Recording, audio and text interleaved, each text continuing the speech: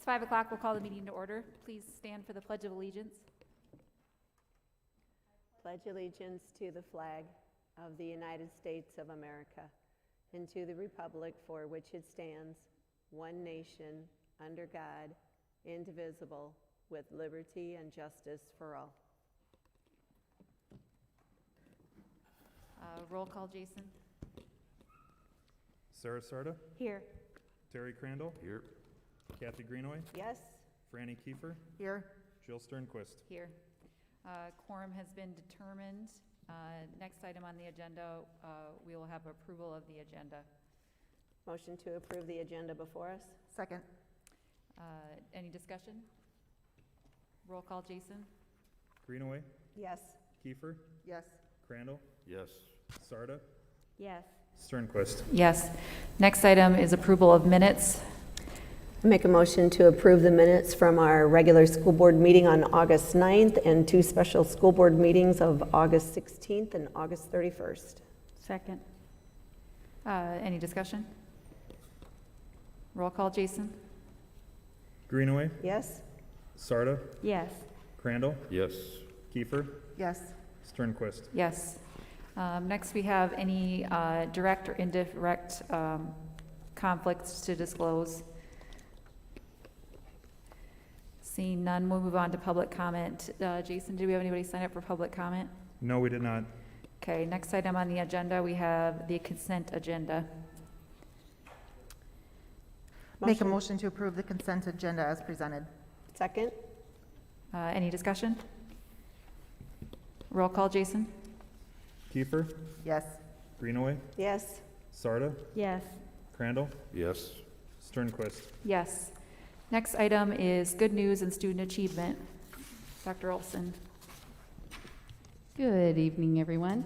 So YMS is off to a great start this school year. A couple of things, we're getting geared up for homecoming, which is always a fun time for middle school. We're getting ready for our dress-up days and whatnot, starting next week. And then the last thing that I have here is on November 10th at 9 a.m. is our Veterans Day program. I don't think, I know it seems really far away, but it will blink and it'll be there. But I officially want to invite everybody to our Veterans Day program.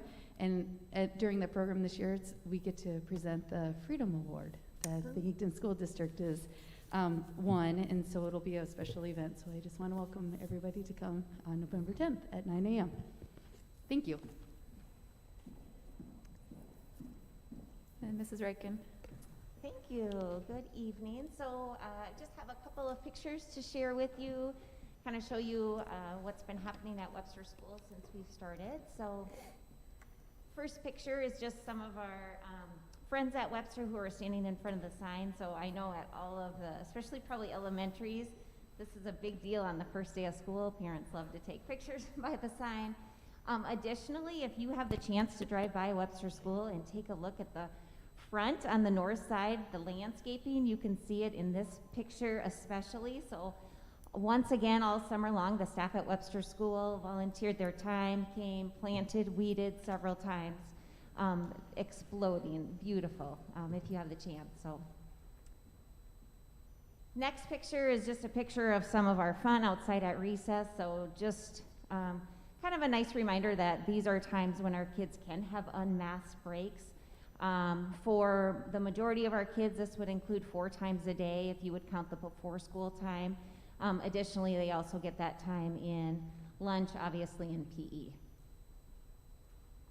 So this is a picture of my friend Jeremiah. He is standing in front of a very plain white plow, but all of you have probably seen the very artistic plows that are driving around in the winter.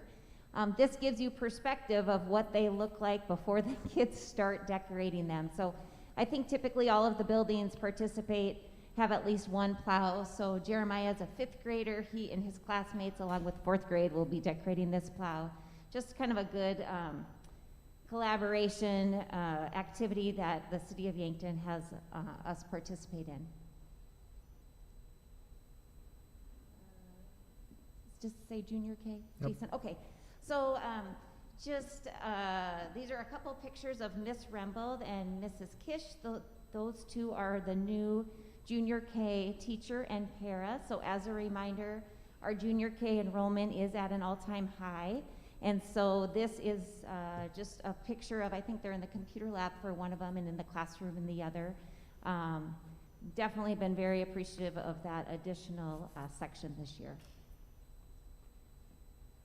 And also our preschool is at an all-time high enrollment as well. So this is just a couple pictures of a few of our 4-year-olds who are outside playing on some of the musical instruments on the west side of our playground.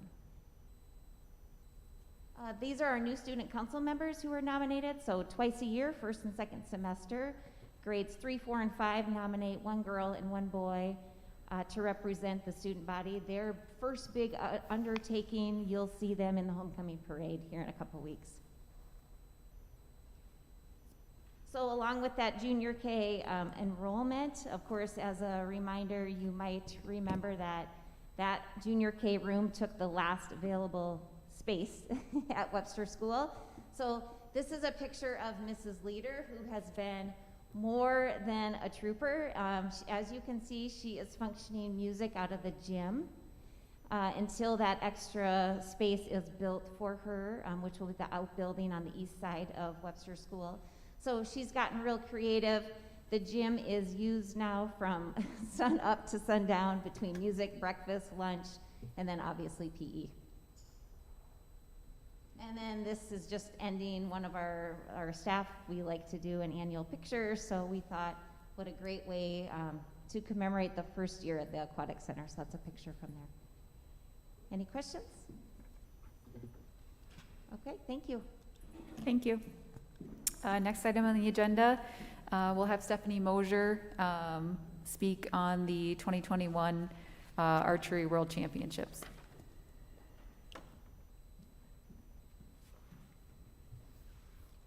Good evening to all of you, and thank you for having me tonight. I'm sure you would have to live under a rock to not know that we have a very large event starting this week. We're kind of all over town on billboards, and you've probably seen the street banners being replaced on the city street lights and things like that, getting ready to welcome our guests. I did bring a handout tonight. I thought it would be helpful that if you are not familiar with kind of everything that we have going on, just to kind of walk you through that. We actually do have 3 separate events that we're hosting starting this week. The first one is the 54th World Archery Congress. And for those not familiar with this is the Olympic governing body that meets twice every other year to go through all the rules that govern the sport of archery in the world. And so we are flying in delegates from all over the world that are going to meet and kind of set the rules for how we continue to offer the sport of archery in the world as far as world competitions, and then again in the next Olympics. So they have a very busy agenda. They're coming in. It starts with the executive board on the 16th, and then the 17th and 18th are actually the congressional meetings. And believe it or not, we can actually make, and I know some of you are familiar with this, an indoor 4-court indoor tennis facility look like the Ritz-Carlton, which is what we're doing right now with all the staging and laying carpet and everything that we're doing for that. So that's what kicks off our week towards the end of this week. Then we roll into the Hyundai World Archery Championships. This is the largest, most prestigious archery event they do in the world, probably behind the Olympics. But teams come and they compete. I know you all are very familiar with this. Some of you have served on the school board the last 2 times we've hosted the World Tournament. This will be our 3rd one. In 2015, we hosted the World Youth Tournament. In 2018, we had the World Indoor. And now this year, we have the Hyundai World Archery Championships. Congress and World Archery Championships are always held in conjunction with each other, and they're never usually in an Olympic year, but the Olympics were moved. So those 2 events we bid probably 4 or 5 years ago to host here in Yankton, and because of our track record and the great community support we get, we were selected to host this. This is only the 4th time that this event has been in the United States. Pennsylvania was the first location. It was held in New York City and Los Angeles, and now Yankton, South Dakota will be added to that list. So we're very, very excited about that. Sometimes we all hate the word COVID, but due to COVID, we were contacted by World Archery to see if we would be interested in hosting the World Cup. The World Cup is the most elite archery tournament they do. Only the top 32 archers in the world are invited to compete in this, and it's a head-to-head event. Similar probably to what you'd see in the Olympics.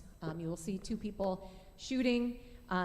We jumped at the chance because this is the first time ever the World Cup will be held in the United States. So Yankton's going to be at the top of that list when we list where things are coming. So we're very fortunate to have that, and that is all taking place here in the next 2 weeks.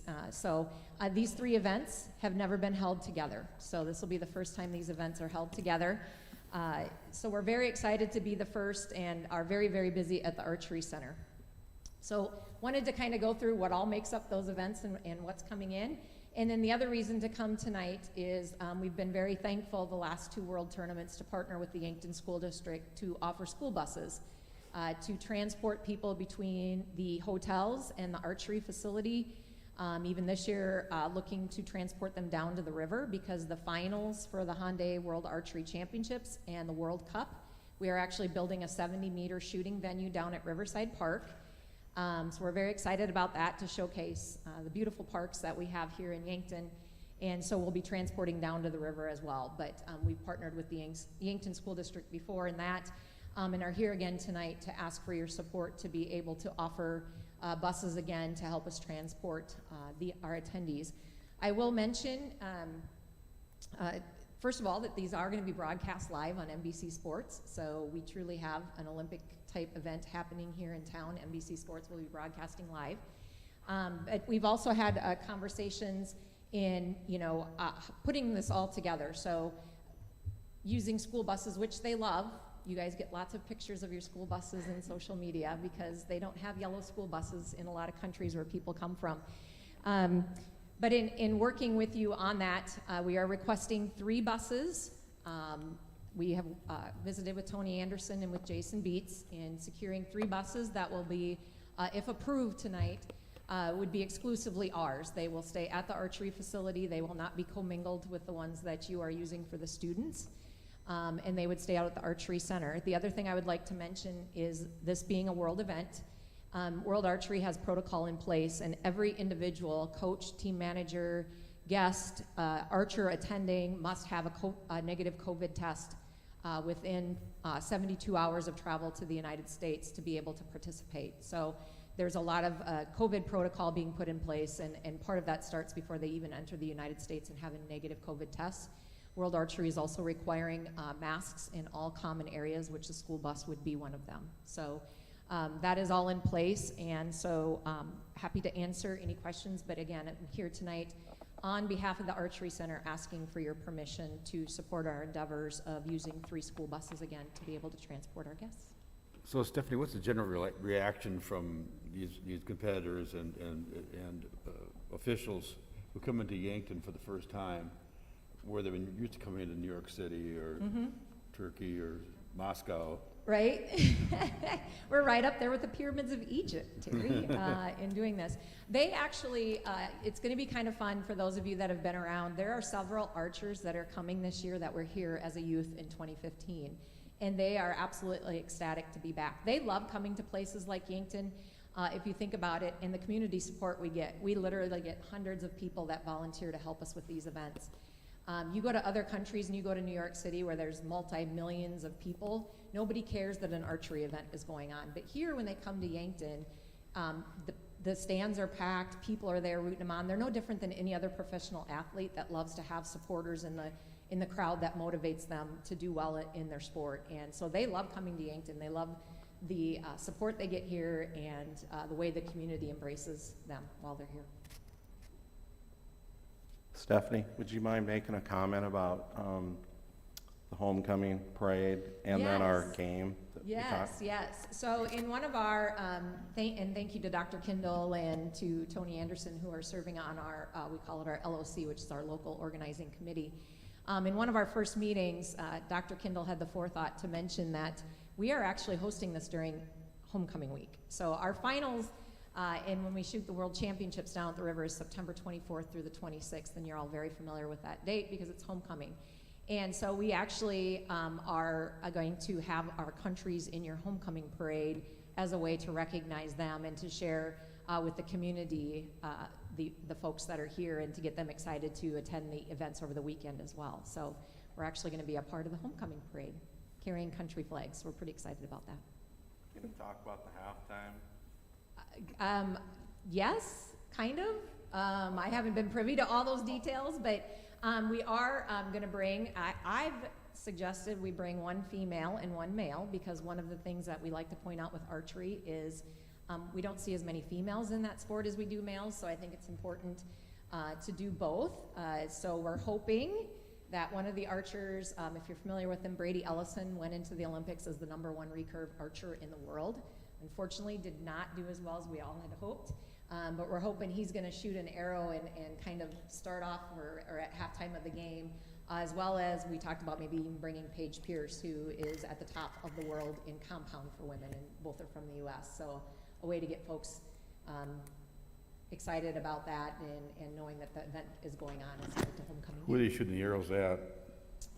Terry, I was thinking maybe you'd volunteer to put an apple on your head. You know, they're pretty good at what they do. No? Okay. No. I think we'll scrap that.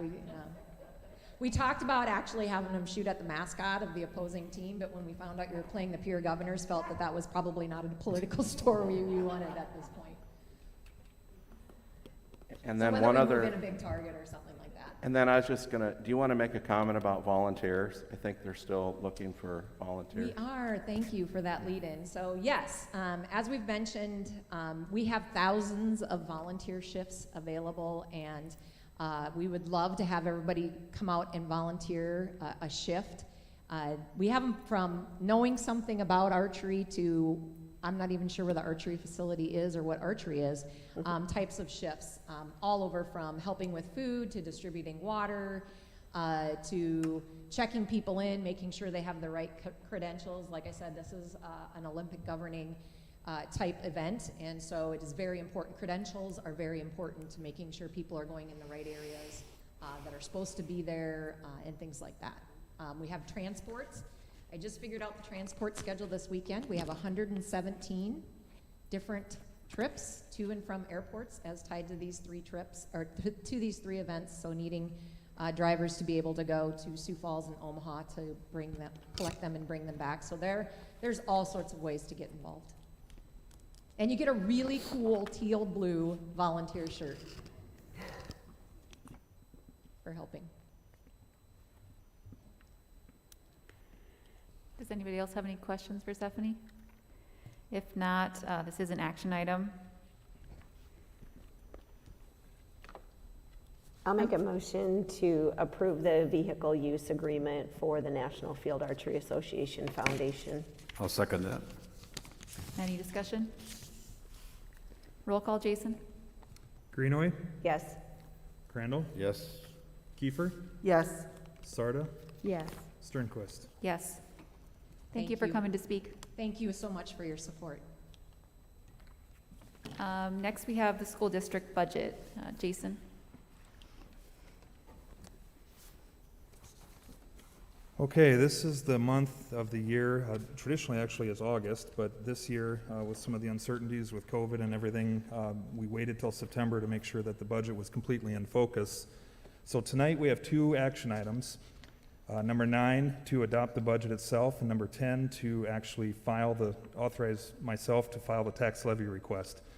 The details of the budget in summary are noted on the agenda. The line item budget is attached to the board docs and will be on our website, as well as copies distributed internally and available upon request as we normally do.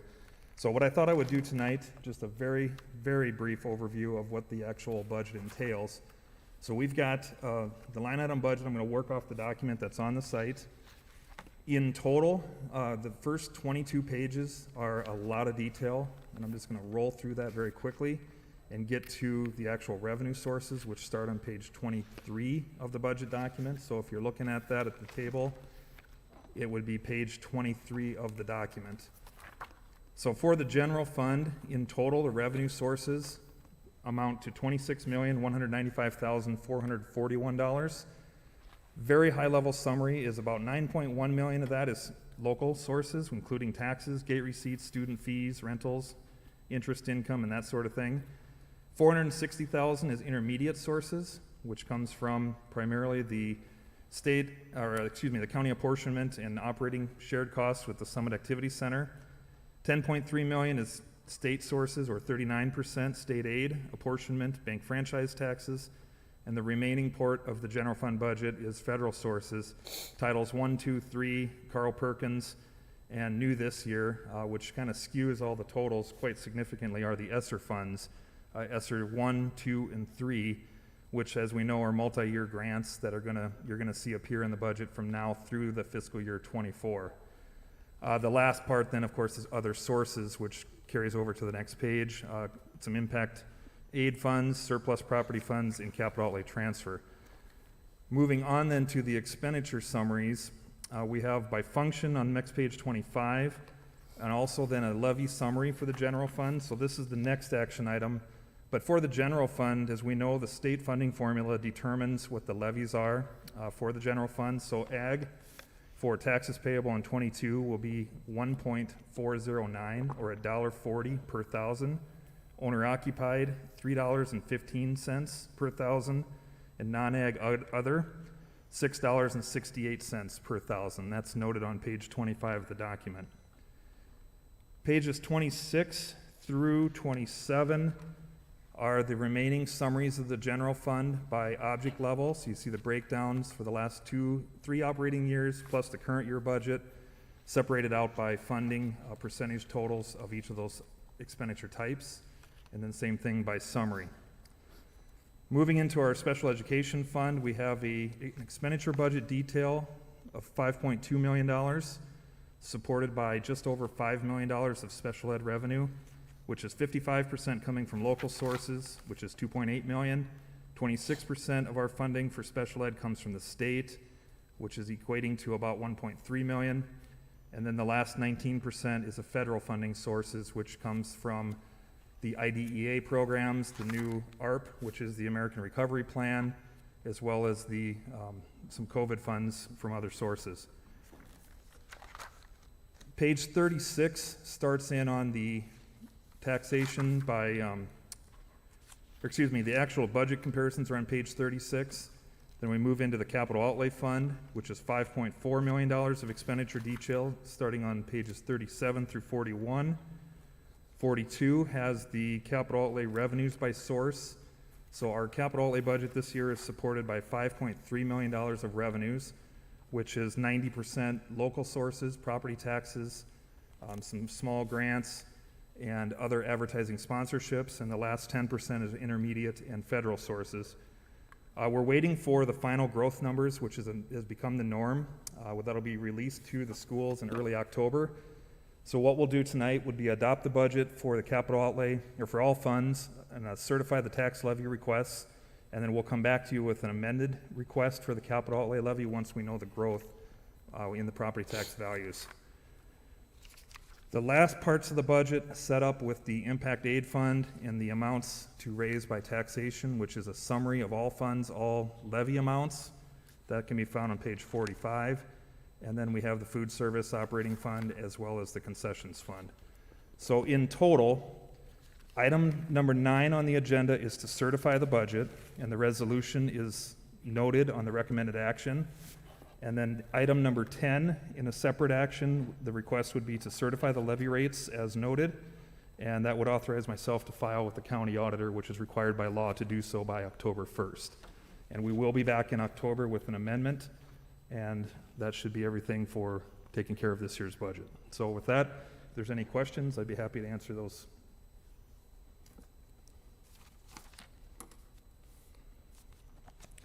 Okay, so first, I would entertain a motion to approve the school district budget for the 2021-2022 school district. I move we approve the 1920 or 2021-2022 school budget as printed in the agenda. Second. Any discussion? Roll call, Jason? Crandall, Yes. Greenaway, Yes. Kiefer, Yes. Sarda, Yes. Sternquist. Yes. Next item, the tax levy request. I'll entertain a motion. I'll make a motion that we approve the resolution that is in our agenda, that is printed in the agenda. Second. Any discussion? Roll call? Sarda, Yes. Kiefer, Yes. Greenaway, Yes? Crandall, Yes. Sternquist. Yes. Next, group health plan. Okay, so staying with myself as going over this part, item 11A is to consider rates for renewal on the monthly insurance premiums for both our traditional and our high deductible health plans. There is an item B to consider rates then for the retiree groups, which are also part of our plans and part of our overall benefits package. So 2 recommended action items with the premiums noted. This follows several months of review and discussion with Silverstone Group and a comprehensive analysis of our underwriting formulas to make sure that our premium set points are appropriate for our benefit plan designs. So do we have to do this separately? Yeah, if you would, please, A and B separate would be recommended. Okay, so section A, I'll entertain a motion. I'll make a motion to approve active employee monthly health insurance premiums as printed in the agenda. Second? Any discussion? Roll call, Jason. Kiefer, Yes. Greenaway, Yes? Sarda, Yes. Crandall, Sternquist. Yes. Next, I'll consider a motion on item B. Motion to consider the retiree monthly health insurance premium renewal rates as printed in the agenda for both the traditional and high deductible plans. Second. Any discussion? Roll call, Jason. Greenaway, Yes? Kiefer, Yes. Sarda, Yes. Crandall, Yes. Sternquist. Yes. Next is summer projects. Mr. Reinhardt. Good evening. Nice mic. Have to fix that. All right, summer projects. I'm glad they're wrapping up so we get back to some normalcy. The track, we are 3/4 laid of the chrome rubber. They couldn't finish today because we had rain coming in. So after that's done, it'll have to sit for about a day, and then we can start laying our coating, and then shortly after that, we can start spraying our lines and marking the track. So that's exciting to be about done with our track. The roofing project at the middle school, 3/4 of the way done. They're up there working. They didn't work today because of under the threat of rain, but all the rock is off. The lower roof is the membrane is down and attached, and they have about 3/4 of the upper roof on the north gym left to do. All their projects are done and completed at this time. Any questions? I've got a question about the middle school parking lot. Yes, sir. What's the timeline on that again? That should be in October timeframe. I talked to Dan, let him just a reminder on this weekend that we are still looking for them to come in. We signed a contract with them. It's gonna be about a matter of timing when they are available, before we lose our warm weather, and when we can get in on the middle school parking lot. We'll probably have to work on some weekends or during the day, splitting the lot in half. Let them do half of it, mill half of it out, move the cars the other half, mill that half out, and then do the same thing when we go lay the new asphalt down. Any other questions? Well, thank you for your time. Thank you for keeping us on track. Next is the delegate for the ASBSD Assembly. Would anybody like to nominate someone? I'll go ahead and appoint Terry Crandall as our delegate to the Associated School Board of South Dakota 2021 Delegate Assembly. Second. Any discussion? Roll call? Greenaway, Yes? Kiefer, Yes. Sarda, Yes. Crandall, Yes. Sternquist. Yes. Next item is adjournment. Motion to adjourn? Second. All those in favor? Aye. Aye.